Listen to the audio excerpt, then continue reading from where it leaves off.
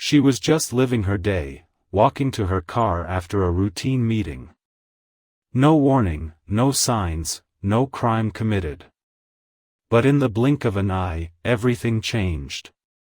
Rough hands slammed her against her own car, voices barking orders she couldn't understand. They saw only a black woman, an easy target for their prejudice and power. What they didn't know was about to shatter everything they thought they controlled. This wasn't just another stop, another racial profiling incident lost in the chaos of headlines. This was different. Because the woman they brutalized was more than who they assumed. More than the stereotype they tried to force upon her. She held a position of authority few expected. And in that moment of violence, the line between victim and power blurred in a way no one saw coming. How could officers, sworn to protect and serve, so quickly become agents of fear and injustice? What invisible force fuels this cruelty, and why does it persist despite the truth waiting just beneath the surface? This story isn't just about one woman's struggle. It's a mirror reflecting a deeper wound, one we are all forced to confront. What happened after that shocking encounter would ripple far beyond that parking lot, challenging everything about justice, identity, and power in America. And it all began with a slam against a car, a moment that changed everything. It was a busy Thursday afternoon when she stepped out of the glass doors of the federal building, the familiar hum of the city buzzing around her. Maya Thompson wasn't just any woman walking to her car, she was a director at a federal agency, a position she'd worked tirelessly to achieve. Sharp, composed, and determined, she carried the weight of responsibility lightly but with fierce pride. Her life was a careful balance of professionalism and personal resilience. Growing up in a neighborhood where opportunity often seemed like a distant dream, Maya had learned early that success came not just from talent but from endurance. Every step she took had been hard-won, every achievement a silent rebellion against the low expectations society had set for someone who looked like her.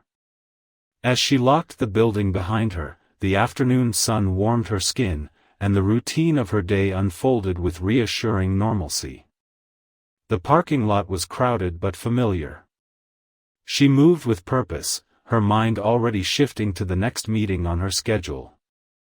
Yet beneath the surface of this everyday moment, a storm was quietly gathering. Maya's career was not without its challenges.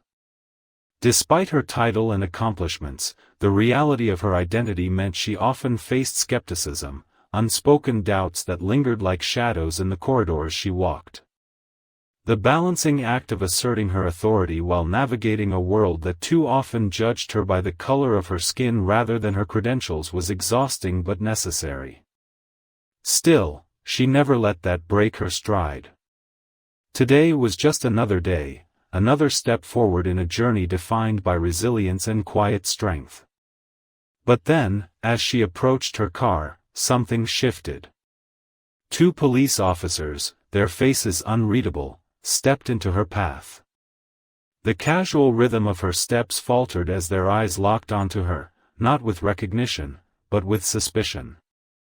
There was a tension in the air, thick and sudden, like the sharp crack of a whip. Maya's mind raced. She had no idea what had triggered this encounter. No alarms had sounded, no mistakes made. Yet here she was, caught in a moment where everything she had built felt fragile and vulnerable. Who were they to decide that she was a threat? What did they see when they looked at her? The scene was set for a confrontation neither she nor they could fully understand yet. The ordinary day was about to unravel into something much darker, a collision of authority and identity, power and prejudice. And as Maya stood there, steady but uncertain, the question hung heavy in the air: how far would they go before realizing who she truly was? This was no longer just about a routine stop. It was about justice, twisted, denied, and waiting to be reclaimed. As the two officers approached, the air thickened with an unspoken threat. Maya's heart beat faster, but her voice remained calm inside her head. I've done nothing wrong. Yet the moment stretched, heavy with suspicion and silent accusation. One officer stepped forward, his eyes narrowed. Ma'am, we need to talk. There was no warmth in his tone. No hint of reason. Just an authority that demanded immediate compliance. Maya raised her hands slightly, not in surrender, but to show she was unarmed. Of course. May I ask what this is about? He didn't answer. Instead, his partner moved in swiftly. Before Maya could react, strong hands gripped her arms, shoving her against the cold metal of her car. The impact knocked the breath out of her. Shock rippled through her like electricity. What is this, she thought. Why am I being treated like this? She could feel the pressure of the officers' hands digging into her skin, the weight of their assumption pressing down harder than the physical force. Nearby, a small crowd had begun to gather, curious eyes and whispered questions floating through the tense silence. But no one stepped forward. No one challenged the officers. Maya's mind raced. I'm a federal director. They don't know who I am yet. But this is something else. Her thoughts blurred between disbelief and anger. How quickly had her authority dissolved into this moment of powerlessness? One officer barked an order she barely caught. Hands behind your back. She complied, her body trembling, not from weakness, but from the rage bubbling beneath the surface. The cuffs clicked tight. Time seemed to slow. Every second stretched into an eternity as Maya's world tilted on its axis. In that moment, the officers were no longer public servants. They were enforcers of a prejudice so deep it didn't even need words. She thought of the countless times she had faced barriers, doors closed, voices doubting her capability, not because of her skill, but because of her skin. But this was different. This was violence. And it was happening in broad daylight. Her mind flashed to her family, her team, the life she had built with relentless determination. Would they see her like this? Handcuffed? Humiliated? Her heart pounded louder than the murmurs of the crowd. Is this what it means to be seen? She wondered. Not for who I am, but for what they fear. She wanted to speak, to explain, to demand respect, but the weight of their grip silenced her. The officers began to read her rights, words that sounded hollow, distant, like a cruel joke. Maya's gaze locked on the faces around her. Some watched with cold indifference, others with veiled contempt. No one knew the truth yet. The truth that she was more than a black woman in handcuffs. She was a federal director, a leader, a woman who had fought her entire life to break barriers. And yet, here she was, reduced to a stereotype. The officers pushed her toward the squad car, their actions methodical, rehearsed. Every step felt like a weight dragging her further from justice. The door slammed shut behind her with a finality that echoed louder than any shout. Inside the car, Maya sat in silence, the cold metal beneath her a harsh reminder of the injustice unfolding. Her mind was a storm of questions and anger. How did it come to this? Who would believe her side of the story? But there was no time to dwell. Because outside the car window, cameras were already turning, cell phones capturing every moment. And the narrative was about to be written without her voice. Through the grimy window of the squad car, Maya watched as the crowd began to swell. Phones raised, faces blurred, some curious, some hostile, others silent witnesses to the scene unfolding. But not one person stepped in, not one voice rose to question what was happening. The officers spoke in low tones, words muffled but charged with an underlying contempt. They treated her not as a federal official, but as a suspect, an intruder in a world that refused to accept her presence. Maya's mind spun. This isn't real. It can't be. The sting of the handcuffs dug into her wrists, each minute a reminder of how swiftly respect evaporated when skin color was the lens. Her thoughts flickered to the countless meetings where she had sat at the head of the table, commanding respect. Yet here, she was invisible, defined only by prejudice. The radio crackled, an officer's voice reporting a routine stop. Routine. The word echoed bitterly in Maya's ears. What was routine about being slammed against a car? About being restrained without cause? About being reduced to fear and assumption? The squad car door opened abruptly, and Maya was led to a holding area, a stark room with harsh fluorescent lighting that seemed to strip away every ounce of dignity. Sitting alone, the weight of what had happened began to press down with crushing force. The silence was deafening. She thought of her family, the proud smile of her mother who had sacrificed so much for Maya to have this life. Would they hear the story twisted by those who refused to see the truth? Then came the realization, this moment was not just about her. It was a reflection of a deeper rot, a system that saw her as less, as a threat, simply because of her skin. Her phone buzzed in her bag, messages from colleagues, friends unaware of the nightmare she was trapped in. Would they believe her? Could she prove her identity against the assumption of guilt? Outside, the world was moving on, but for Maya, time stood still, trapped between injustice and hope. Hours later, the door opened again. A different officer entered, eyes flicking over paperwork, not meeting hers. "You're free to go," he said, voice flat. No apology. No explanation. Just a release into a world that had shifted beneath her feet. Maya stepped out, wrist sore, spirit battered but unbroken. But as she walked away, her mind churned with questions that refused to fade. How many others had faced this without a voice? How long would the cycle continue? The scars weren't just physical, they ran deeper, into the very fabric of society. And Maya knew this was only the beginning. The waiting room was cold, sterile, almost suffocating in its emptiness.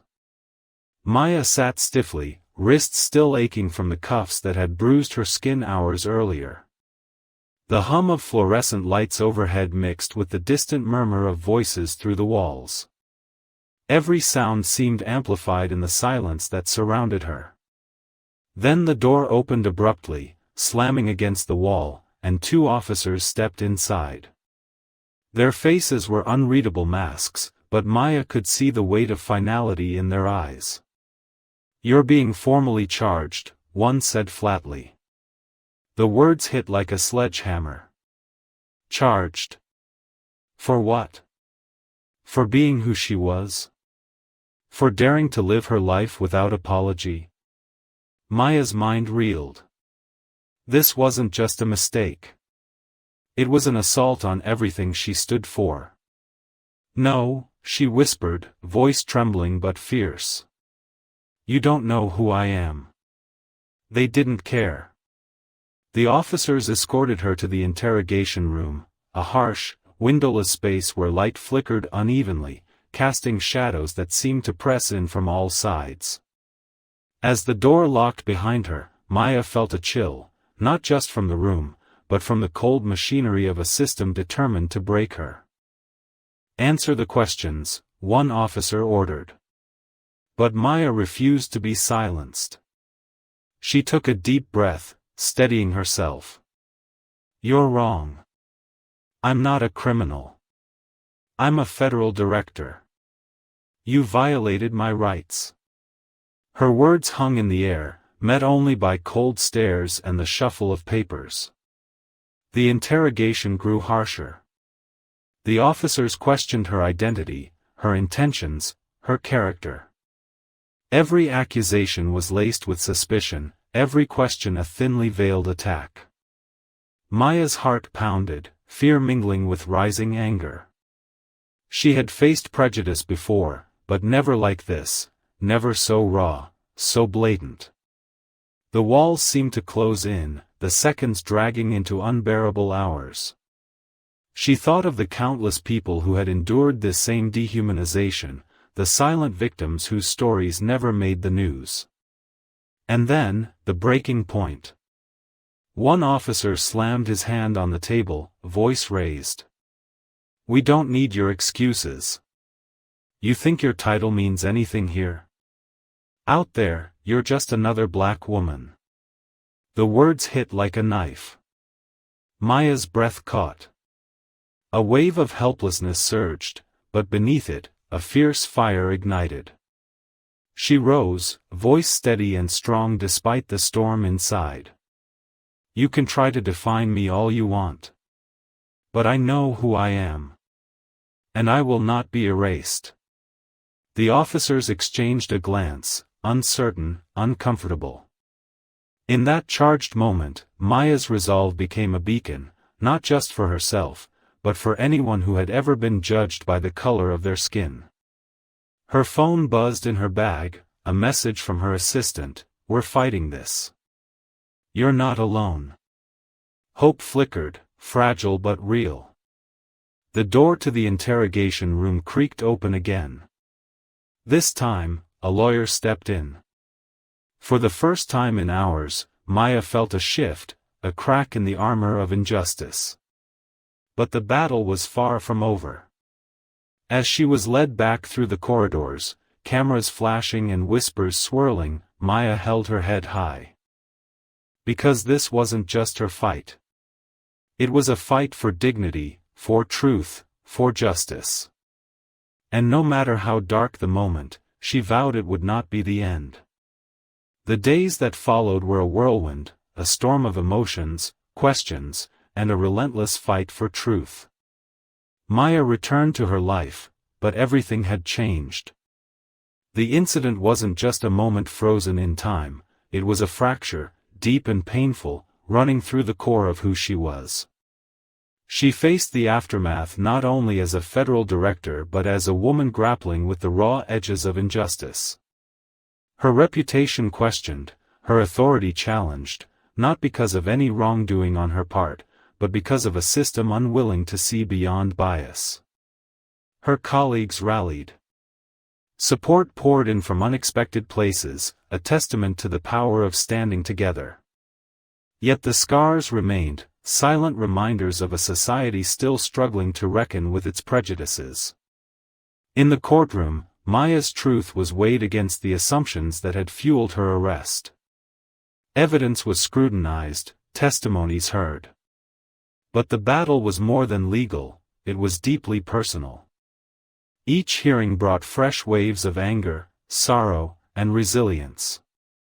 Maya became more than a victim, she became a voice, a beacon calling for change. Her story spread beyond the headlines, sparking conversations that rippled through communities. It challenged people to see the faces behind the statistics, to confront uncomfortable truths about power, race, and justice. Maya often found herself reflecting on that day, how quickly a routine moment had turned into a nightmare. How easily a person's identity could be erased by fear and prejudice. But she also saw hope, in the solidarity of strangers, in the courage of those who spoke up, and in her own unyielding spirit. Her fight was not just for herself but for millions who faced similar battles in silence. The incident forced a spotlight on a broken system, a call for reform, accountability, and empathy. Maya asked herself, and those who would listen, how many more stories like hers would it take before real change comes? How many lives must be shattered before justice is truly blind? Her experience was a reminder that racism is not just an individual act, it's woven into the fabric of institutions, communities, and hearts. And the only way forward is through awareness, courage, and action.